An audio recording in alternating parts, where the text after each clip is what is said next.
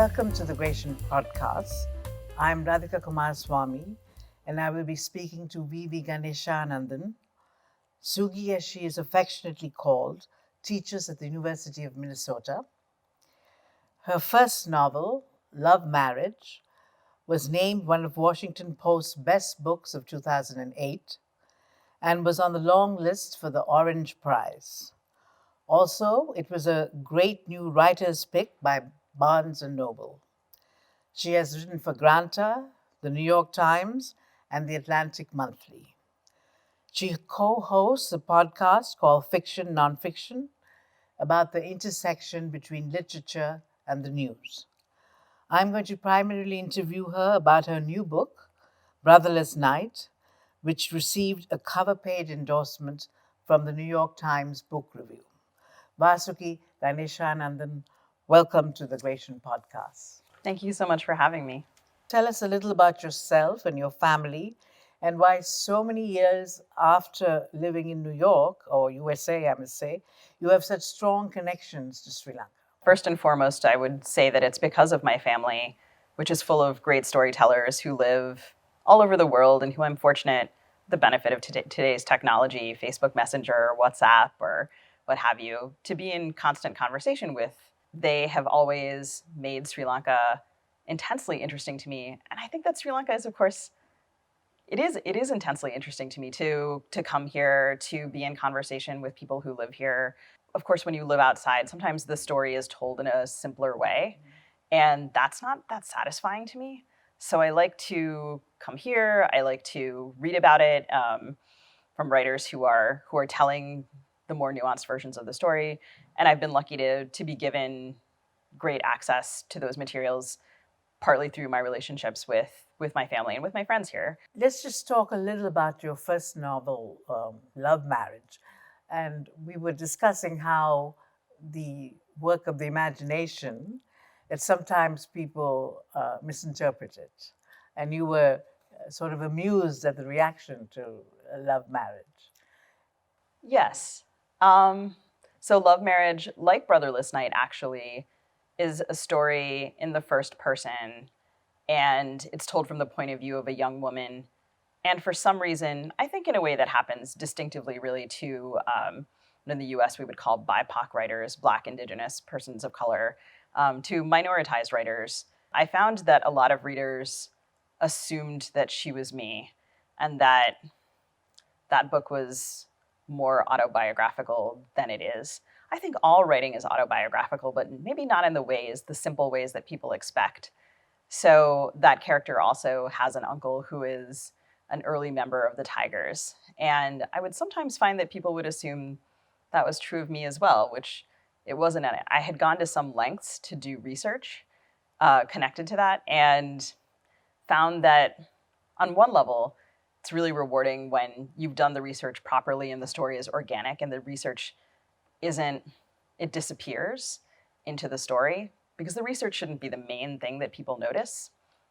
And at the same time, it seemed a little bit like people weren't sure how to read a first-person story. And so I had some conversations with people where maybe they didn't want to ask me, did you have an uncle who was in the Tigers or something like that? Sort of maybe an awkward question to ask. So they wouldn't ask, and then I would become clear during the course of the conversation that they might be assuming that was true, and then I would have to disabuse them of that notion. And then sometimes when I would disabuse them of that notion, they simply wouldn't believe me. So I think before that,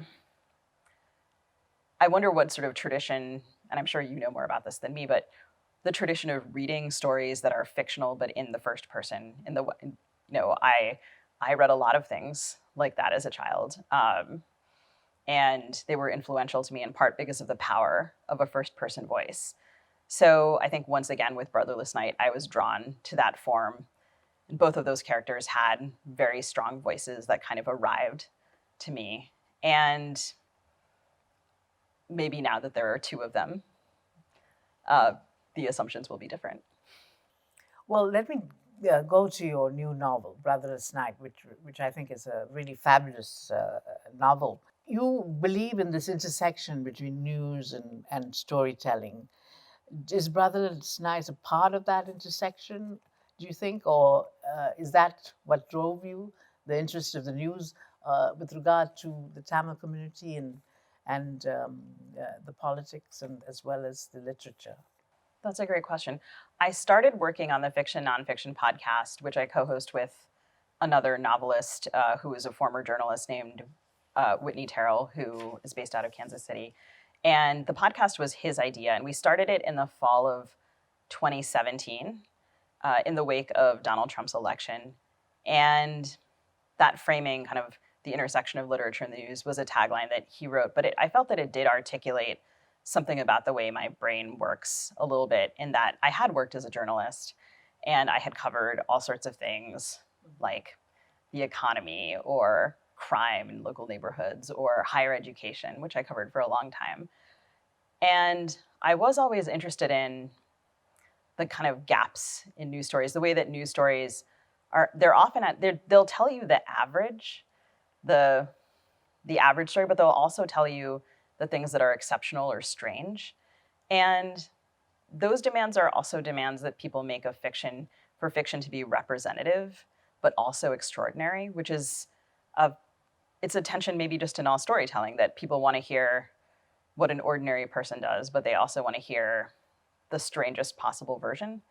And those things are a little bit battling it out. So I think in the case of Brotherless Night, I think that framework is accurate. I was thinking about news and history and the ways that people I knew and loved would have experienced these events in their immediacy, whereas I was not going ever to be able to do that.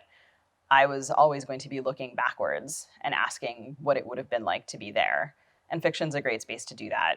So to imagine, again, like another young Tamil woman and what her experience in life and mind would have been like. I was really interested in what the experience of consciousness during this time period would have been. I mean, the book, for people like me reading it, now I'm 70 years old, so I lived through that whole period. And you show the gradual radicalization of the Tamil community in the 70s, the 83 riots, right up to the end of the war. Did you mean it to be so comprehensive?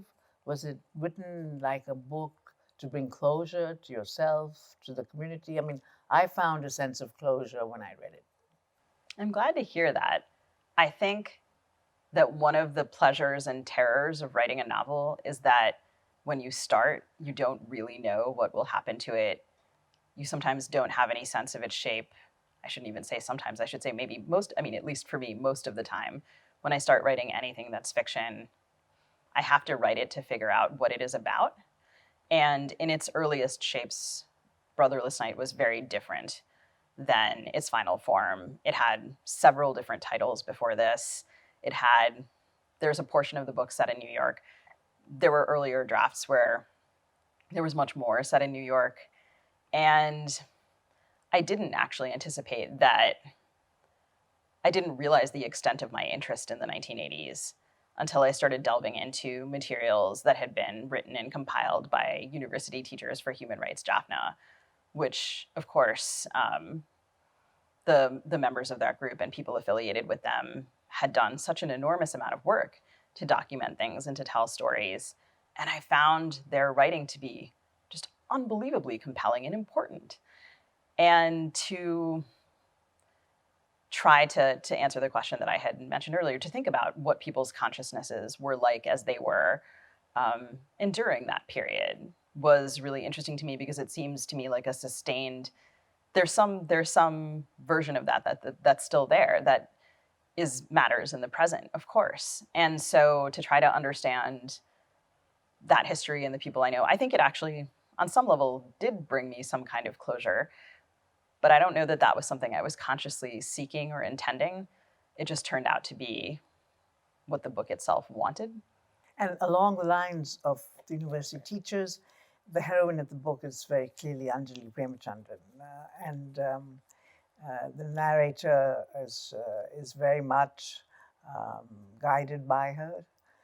She's the professor of anatomy. She's a lover of Bach. She opens the world to this girl. She's just a gorgeous human being in the book. But she's very much like Rajani Thiranagama, who was executed by the LTT. So what are the qualities of Anjali and Rajani that make them your hero? Well, I think first and foremost, when about 20 years ago, I was first loaned a copy of The Broken Palmyra by someone who had worked for a section of the British Library, actually, I found that she was a beautiful writer. She had an extremely clear voice, and the actual prose is very beautiful. And it's written with such care for community that I just found it very moving. It's really good writing among all of the other things that it is. It's extremely ethical and contained a lot of information that I hadn't previously been aware of.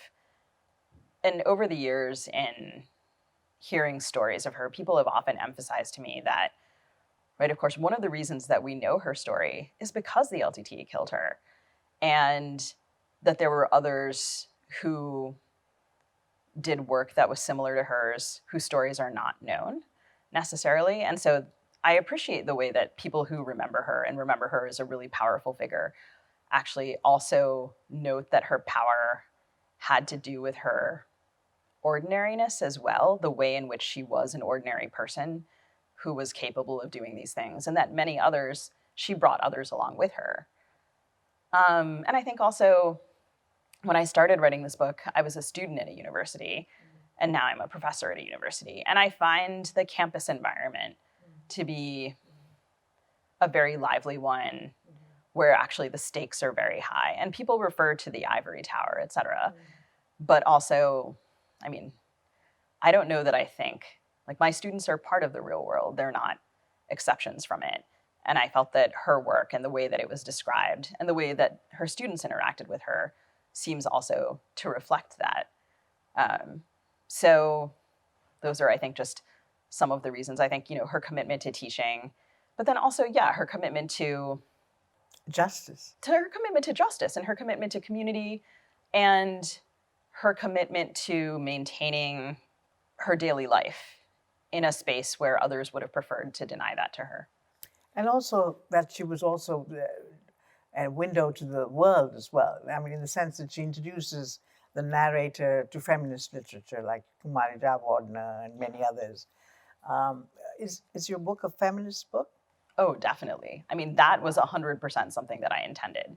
And you're right, also that I think I admire her as someone who she left Sri Lanka and, did part of her education, then came back and brought so much back. And, encouraged her students to be in conversation with histories and ideas from other places, and not just the Western world, but the global South, and to think about, like, what did Black political thought have to do with the Tamil community or with Sri Lankan history in general, for as just one example. So the book is a feminist novel. It's meant to be a feminist novel. I specifically wanted to write a novel that put women at the center of the story. And I felt that much of the history of Tamil women in the war had been centered on the figure of the Khader, in part because the Tiger so famously had a women's wing. I think that those stories are important and should be told and written. And I felt also that people with more expertise than me had done that and would continue to do that. And that what I was interested in was the role of the civilian, someone who lived perhaps in proximity to militancy, someone who was, subject to the repression of the state, who had lived during the time period of the Indian peacekeeping forces, who had lived at the intersection of those things and tried to maintain a civilian life, like a civilian space, the conversations that are so dear to us in terms of a society that isn't militarized. So, and those were actually the stories that I had so frequently heard. When I spoke to people about, specifically Tamil women, about the war, the stories that I heard were stories of displacement or setting up home again in a different space, or a house being occupied by one actor or another. And there's a wonderful section on the mother's front in the book. many novels written by feminists, there's a very light male presence, right? I mean, often.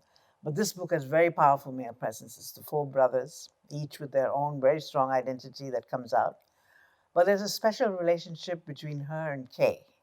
Kay being a member of the LTT, but also someone who had saved her as a child, who seems to be a very tender man. Tell us more about, and then he has the fast on to death like Deepan. So tell us a little about that relationship and what you wanted to bring out in it. Sure. So, as you mentioned, the heroine of the book, Sashi Kulendran, she's the fourth of five children, the only sister, and she has these four brothers. And she has a particularly, like a slightly prickly relationship with the one who is just a bit older than her, the third brother. And he is very good friends. They're all friends, but he's very good friends with someone his age who lives right near them, who in the book is known as Kay. And like the Lipin, he partakes in a hunger strike. And he also does lots of things that are, I think, probably unlike the Lipin. And he was one of the earliest pieces of the book because I was interested in the story of the strike. And the theater of it, of course, took place near the Nallar Kandasamy temple in Jaffna. And it seems to have been an event that, like many other Sri Lankan stories, people tell that story differently. And there were many, many people there, and all of their experiences. You know, if you talk to someone who was there, everyone will tell you a different story about their experience of watching what happened and their understanding of the motivations behind it, the community investment in what was going to happen or not happen. And the invention of K was made possible in part by making him only an initial. So I found that if I wrote about him with a name, it became less possible to write about him, to imagine him as a character who was my character and belonged to this story rather than simply to history. I didn't want him to sort of be, I think other writers have very successfully done things like fictionalize the life of Hillary Rodham Clinton or Napoleon or what have you, but I wasn't going to write a novel with a character named the Lipin and feel that he belonged to me, whereas Kay feels very much mine. And I think that the relationship between him and the brothers and between him and Sashi it represents the ways in which we have in our communities very dear friends, loved ones, relatives whose politics don't necessarily align with ours. And that doesn't always end the conversation or mean that there isn't, you use the word tender, that there isn't tenderness there. And of course also, right, the ways in which that kind of tenderness can also sometimes obscure what we don't want to see. Another interesting portrayal is the one of her best friends. She's a Muslim girl, Hasna. During the 83 riots, she protects her and then gives her a burqa when she needs to travel freely. So this presence of a very proactive Muslim best friend, given the politics between Tamils and Muslims of that period, the LTT expulsion of Muslims, was that a deliberate choice to choose a Muslim best friend? I definitely wanted to have a Muslim character. So the LTT expelled Muslims from Jaffna in 1990, which is right after the early section of the war that is portrayed in the book. And it's a section that's a historical event that I'm very interested in, but I think it would actually require its own space. So that's not in the book. But I did want, because in that period of time, Muslims were living in Colombo and of course in Jaffna. And so because this all precedes that eviction. So I wanted to represent that community. So it's not just, so Hasna's there and I love the character of Hasna. I feel quite fond of her, but also, her mother appears at one point and her father actually plays a very pivotal role. And I think that sometimes, for example, the narrative of 1983, especially when people want to tell it as a story of hope, and of course it is a much more complex story than that, people will often talk about those who sheltered others. And that's an important thing to remember. But when they tell that story, they often are speaking of the Sinhala community, of the Sinhalese community. And so I've often kind of wondered, what was the role of the Muslim community in that time? Like where would those people have been? And, when I kind of asked around, the version that I put in the book is also a version that happened. And, that people were in class together and became friends and were in conversation with each other. And they're funny together. They're a little bit funny and they have the same ambitions, but they're not particularly competitive with each other and they help each other. And I think that's also an experience that should be reflected, that people's pals were the ones who looked out for them. So Hasna, you're mentioning, she gives, after the 1983 riots, Sashi, who's come to Colombo after a failed attempt at her university entrance exams, she's come to try again, and then she's caught in the riots, and all of her books are gone. And Hasna gives her copies. And I think like that's the kind of thing that people did. And those were also the sorts of objects that were lost. So to continue that kind of conversation, and books are very important throughout the story. And so Hasna is one of the many people with whom Sashi is trading books, which I think is such an important part of friendship. Though it's meticulously researched, etc., the framing of the book is basically, in the end, a human rights framing, right? It talks about human rights violations, writing reports, telling truths. Is that the framework to understand this issue, you think? The best framework to understand this issue? I think it's fair to say, for you to describe it the way that you're that is a framework, the framework, probably the predominant one. But it is also, right, it's, in some way, it's calling that feminist work, saying that human rights work is also feminist work. And so the women are often the ones in the book who are doing that kind of work. So I think it is a human rights framework, but hopefully not exclusively that. I do think also that I wanted in part by essentially fictionalizing some of the history of UTHR to remind people that like human rights, people in the global South will sometimes talk about human rights as though it is an exclusively Western concept or that it arises purely out of Western cultures. And there's actually a very strong tradition of human rights work in the global South. The West did not invent that.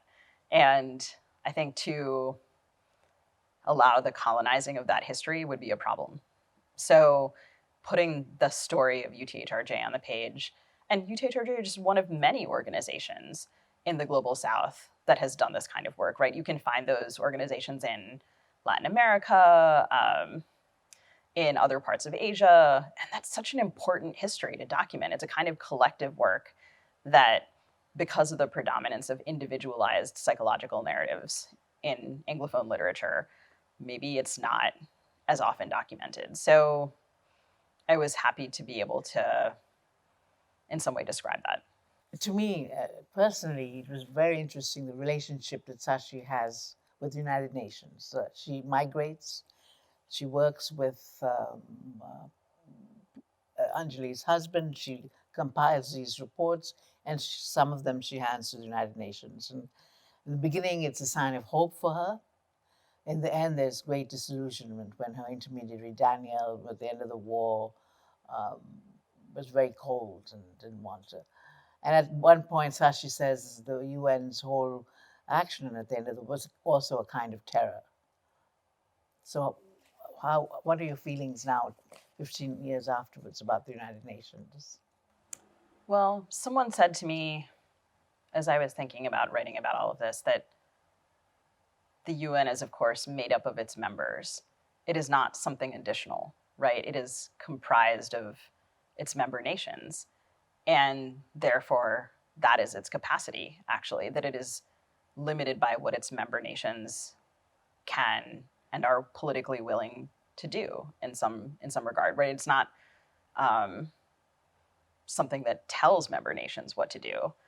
And that hit home for me. And I think also, I just had known so many people who had worked for the United Nations who, in an individual capacity, operated with such care, who were so thorough in their work, who, had really spent their lives in different places working on the kinds of things that mattered also to me. And it seemed also that the institution and the way it's structured and geopolitics didn't always make it possible for those people to do what they felt was right. And it also became clear to me that, like any institution, people have conversations with the people that they know, with the people that they have relationships with.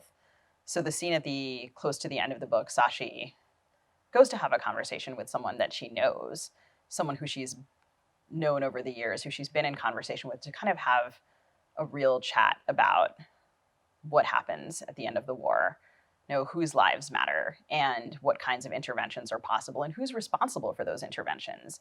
Individuals might wish to do things that the institution is not set up to allow, right? We could absolutely do things differently than we do them. They're not foregone conclusions. It's not a foregone conclusion that people need to die en masse anywhere.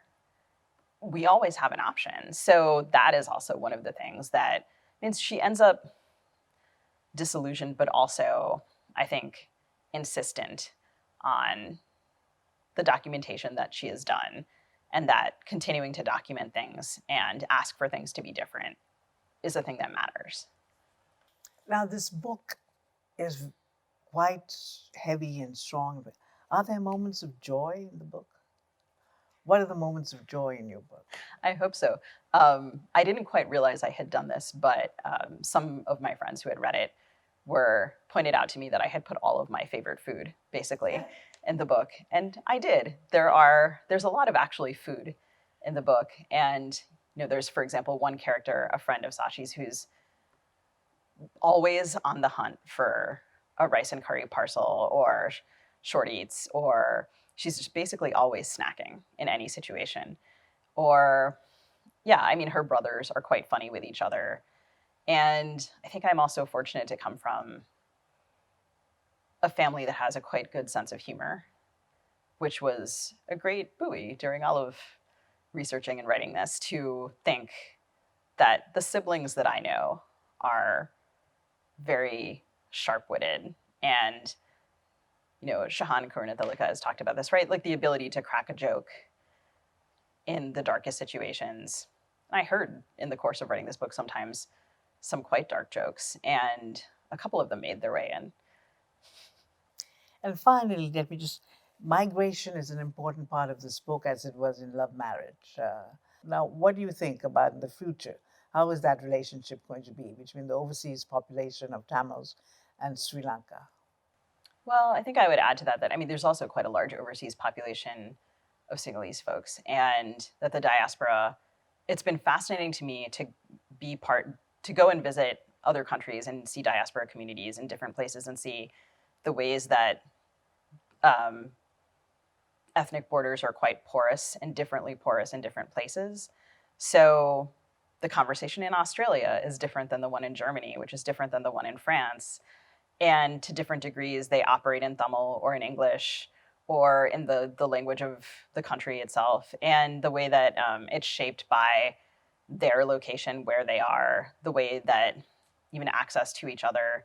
So what is the future of diaspora relations, and maybe specifically Tamil diaspora relations with Sri Lanka? I think, you see more and more people who are maybe seeking to acquire dual citizenship, who are maybe purchasing flats here, or who are coming on extended holiday or planning to retire here. I think that's good.